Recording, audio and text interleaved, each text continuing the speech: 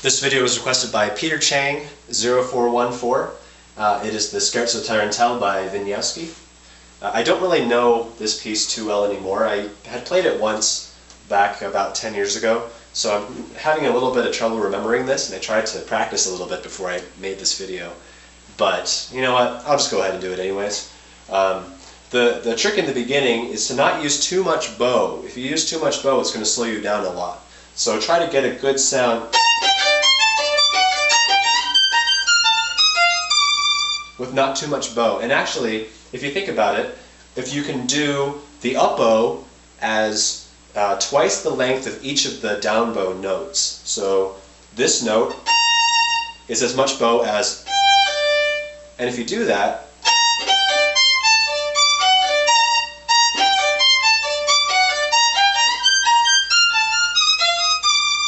then you basically stay in about the same spot on the bow, which will help you in the long run because you have so many of these notes. If, let's say, I were to only do the up bow as one length of the down bow notes, you can see I'm already running out of bow here.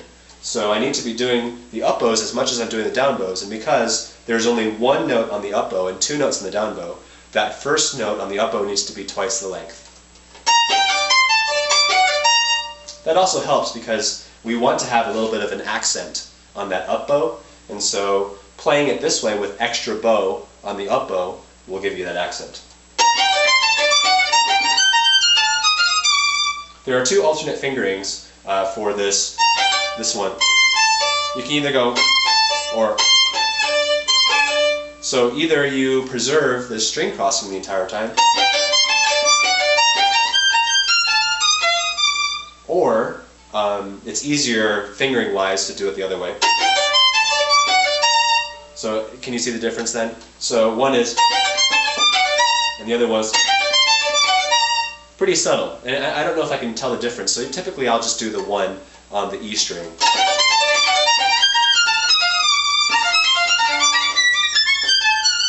Okay, on those shifts, don't shift until you get to that last note, the one right before the shift. And what I do to find that note, I'm actually doing a little mini shift with my second finger, this one right here. You hear that? It's a perfect fourth. Now if I can hit this E flat, then I know that I can just put my fourth finger down and it'll be the right note. So what I'm doing is I'm sliding up and putting my fourth finger down pretty much at the same time. And that will give you a better chance of hitting that note than just going for it. Same thing here. This one.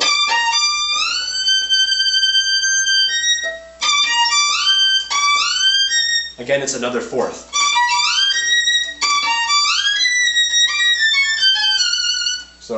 So use that little trick when you're shifting on these and your intonation will be better.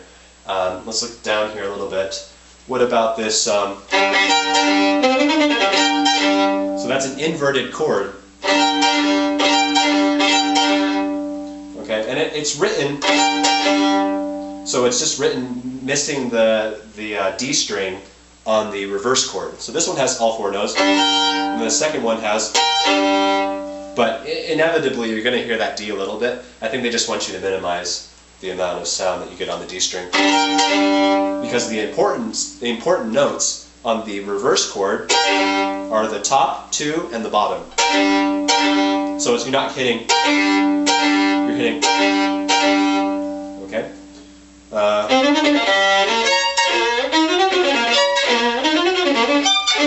I'm using a similar technique on the shifting as I did earlier, where I'm using the first finger to get the note.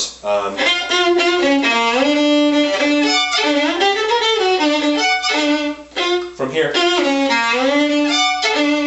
you have to give yourself a chance to put your finger down in the right spot before you pull here. So if I were to do it as though I were playing it,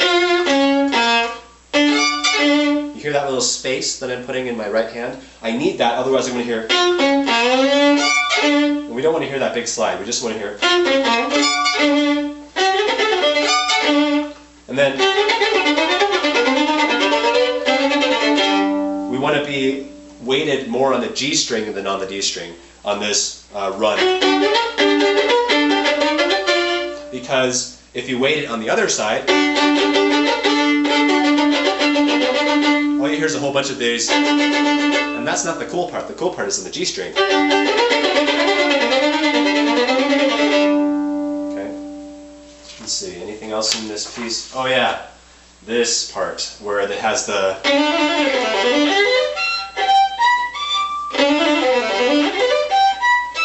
Yeah, I don't really like that too much. All I can tell you here in this part is to make sure that you practice it stopping in between each of the shifts.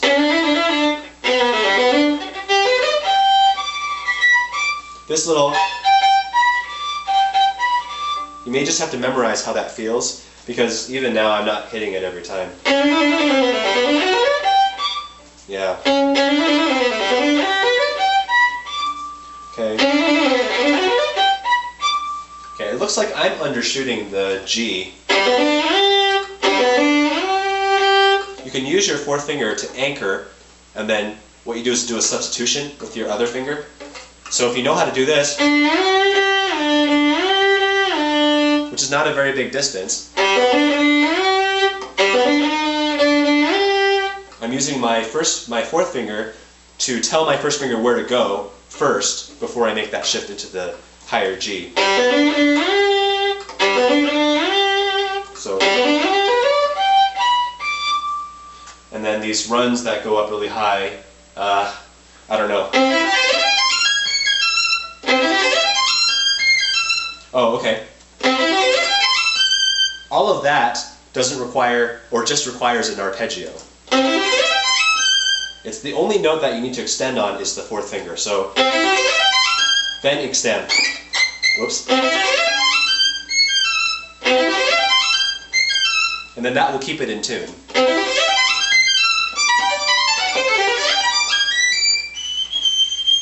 Looks like that one you have to extend too. I didn't realize that going up. Okay. That's pretty much the whole piece here. Just those little techniques. Make sure that you're practicing it slowly so that you don't learn it incorrectly. You want to make sure you get all the right notes. And leave me any comments on this if you have any other further difficulty.